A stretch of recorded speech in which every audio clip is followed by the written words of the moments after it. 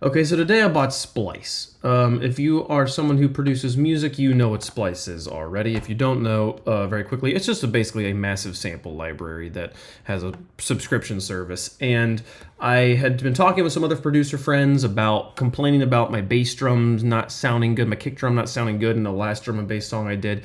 And they were like, are you using Splice? And I was like, no, I want to build my own drums. And they were like, well, you could just use Splice. And like, I still want to do both. I still want to know why the kick drums I like sound the way they do, and I'm going to continue to like learn about that as much as I can. But I also really want to make drum and bass music. So it's kind of a workaround. I'm hoping to eventually be able to like phase out Splice and not have to use it anymore. But for now, like this is the little library of samples I downloaded. I got this guy. I got this guy. Did I get that guy? I didn't use that guy.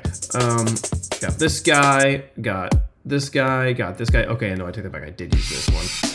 I just didn't use the very beginning of it. Kind of forgot what it was. So I took a few different kick samples. I took a few different break beats and chopped them up a little bit. I grabbed this guy.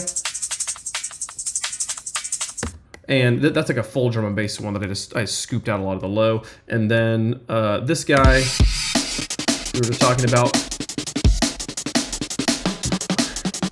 And I chopped that one up to make this snare drum.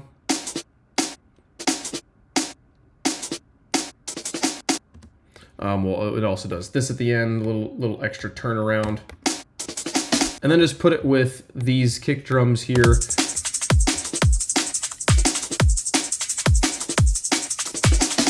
It's clean. It's very basic. It's very fundamental. This is what like a lot of drum and bass sounds like. So it's not like it doesn't have a lot of like creativity to it. It's not like any sort of like, there's no like Justin Hawkes like, ooh, wow, different ways of doing drum and bass about this. But just for a frame of reference, in our last drum and bass track, this is what the drums sounded like at their most full.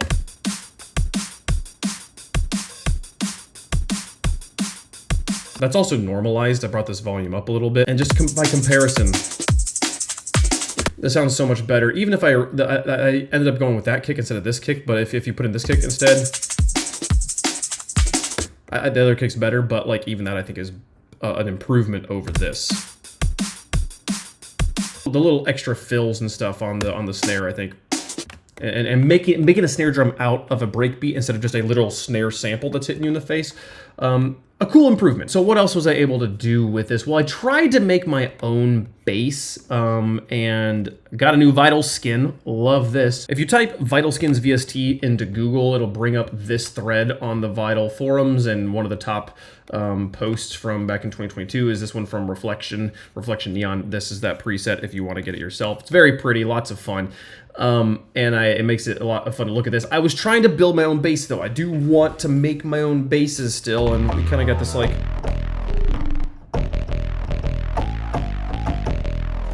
and we made this thing where I would probably automate the macro knob.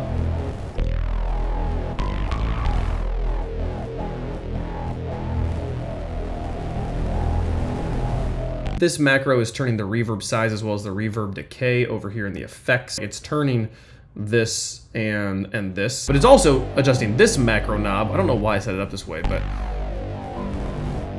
it felt I wanted it to turn this a little bit less than it turned the other two, but they all ended up being the same. This knob is turning the drive as well as the FM a percentage of this wave into that wave.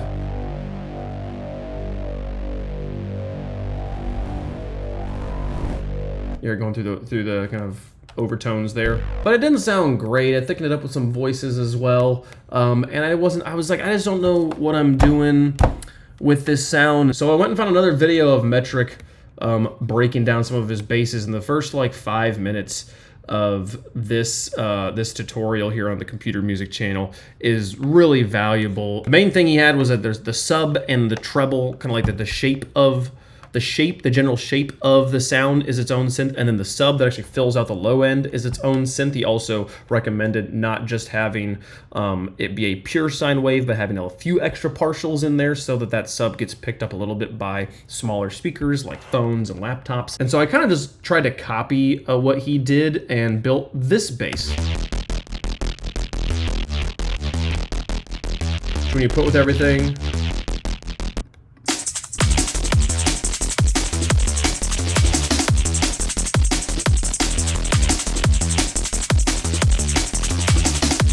I'm not gonna put this into my own song because I'm literally copying. Mom, can we have hackers? No, we have hackers at home. Like that's what this is right now. But the general structure of a higher shape and a sub is pretty cool. It still doesn't have a lot of the same warmth that his did. I didn't get fully into looking at his whole effect stack he puts on top of these, but he has so much more detail going on in his, where like the high notes are different synthesizers than the low notes, and they just have a less aggressive cutoff, and they're able to kind of ring separately because of that. And then he bounces them to audio, and then like finds the waves that are not going to be out of phase with kick and stuff like that. I don't know. There's just, it's one of those, like, as you start to copy something and realizing like the level of detail that the professionals are putting into this stuff is just so much more than I've ever done. So I want to get to that level, but I kind of don't want to put that level into something that I'm not actually going to release because I'm just directly copying somebody else, but probably should do that just to like get the experience. I don't know. I want to have my own ideas, you know? My goal with this project is to have the drums and the bass